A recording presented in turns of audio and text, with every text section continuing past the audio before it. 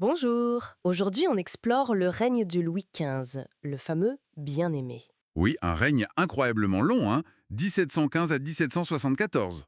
Il succède à Louis XIV. Et c'est le seul roi né et mort à Versailles. C'est ça, Exactement. un symbole fort. Alors, notre mission, si on peut dire, c'est de décortiquer un peu les paradoxes de ce roi. Comment le bien-aimé du début a pu finir ben, si mal aimé à Paris à sa mort. C'est toute la question. Et faut voir le départ déjà. Il devient roi à 5 ans.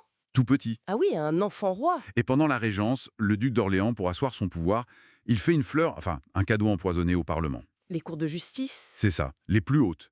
Il leur redonne le droit de remontrance, le droit de critiquer les lois du roi avant de les enregistrer. Ça va plomber la monarchie pour des décennies. Ah d'accord. Pourtant, les premières années, quand son ancien tuteur, le cardinal de Fleury, est aux commandes jusqu'en 43, ça a l'air plus calme, non? Oui, tout à fait. Fleury, c'est la stabilité, une certaine prospérité même. Le royaume s'agrandit avec la Lorraine, le duché de Bar. C'est là qu'il devient le bien-aimé d'ailleurs. Exactement. Fleury joue la prudence, la diplomatie discrète, il essaye d'arranger les finances. C'est une gestion plus sage, on va dire. Mais alors, qu'est-ce qui coince après? Le tournant, c'est vraiment 1743. Fleury meurt, et là, Louis XV, il a 33 ans et il dit «Bon, maintenant c'est moi qui gouverne seul, sans Premier ministre». Ah, et c'est là que les envies commencent. Disons que les difficultés et les contradictions deviennent beaucoup plus visibles, oui. Et parmi ces difficultés, il y a ces fameux parlements dont tu parlais, une opposition constante. Constante. Au début, c'est un peu mêlé aux querelles sur le jansénisme, ce courant catholique un peu rigide et critique. Oui, Mais très vite, ça devient une affirmation politique.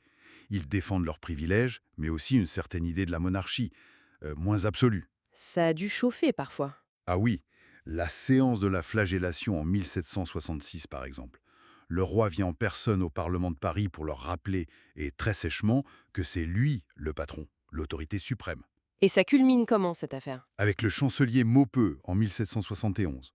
Une réforme radicale. Il casse les parlements, exile les magistrats. Très autoritaire. Bon, ça ne tiendra pas, Louis XVI reviendra dessus, mais ça montre la gravité de la crise. Et ce n'est pas tout. Il y a aussi le poids des guerres, non? La guerre de succession d'Autriche. Oui, alors là, militairement, on gagnait des batailles. Fleurus, Fontenoy. Mais à la paix d'Aix-la-Chapelle, en 48, la France ne gagne rien territorialement. Rien? Pourquoi? Le roi dit qu'il a agi en roi et non en marchand. Une sorte de grandeur, mais Mais ça passe mal, j'imagine. très mal. L'opinion ne comprend pas. C'est là qu'on dit bête comme la paix ou travailler pour le roi de Prusse. Parce que Frédéric II, lui, il garde sa conquête, la Silésie. Et après, il y a la guerre de 7 ans. Encore pire. 1756-1763. Ruineuse. Et là, c'est la perte d'une grosse partie de l'empire colonial. Le Canada, l'Inde. Au profit de l'Angleterre, principalement. Même si on sauve quelques îles à Sutre aux Antilles qui rapportent beaucoup, c'est une claque terrible. Et en plus, renversement spectaculaire des alliances. On se rapproche de l'Autriche, l'ennemi de toujours. Difficile à avaler pour l'époque. Et l'image personnelle du roi, elle souffre aussi. On parle beaucoup de ses maîtresses. Ah oui, Madame de Pompadour d'abord, intelligente, cultivée, elle protège les arts, les lumières, mais on lui reproche son influence politique, ses dépenses. Et après elle, Madame du Barry. Voilà. D'origine plus modeste, elle devient la cible de pamphlets terribles. Ça divise encore plus la cour. Mais au-delà de ça, ces liaisons ont un autre effet. Lequel? Le roi se sent coupable, en état de péché. Du coup, il arrête de communier en public. Et il arrête aussi le toucher des écrouelles. Ce rituel où le roi était censé guérir les malades. Exactement, c'était un lien symbolique très fort entre le roi, le sacré et son peuple. En arrêtant ça, il se coupe un peu plus des gens. Ça participe à la désacralisation de la monarchie. Et son caractère personnel n'arrange rien apparemment. On le dit intelligent, cultivé, oui, mais aussi très secret, timide, presque fuyant. Il préfère les cris, les dossiers. Il manque cruellement de ce qu'on appellerait aujourd'hui la communication.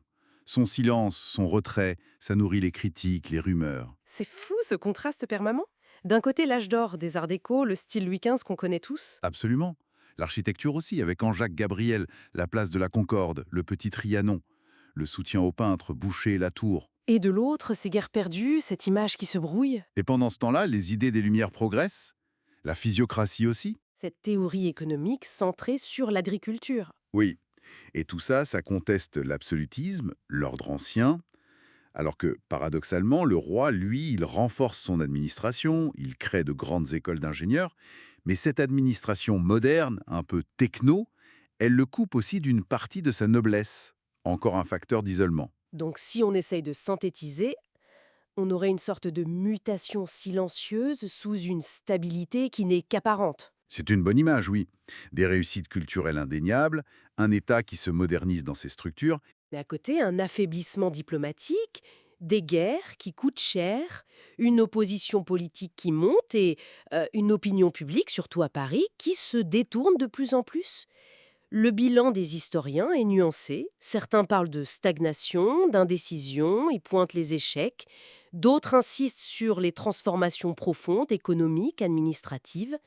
Le personnage du roi lui-même reste une énigme, intelligent mais comme paralysé par moments, tiraillé entre sa vie privée et une forme de piété tourmentée. Et pour laisser nos auditeurs sur une pensée, sans vouloir refaire l'histoire, on peut se demander à quel point cet affaiblissement de l'autorité royale, ces tensions jamais vraiment réglées sous Louis XV, n'ont pas Mais préparé le terrain.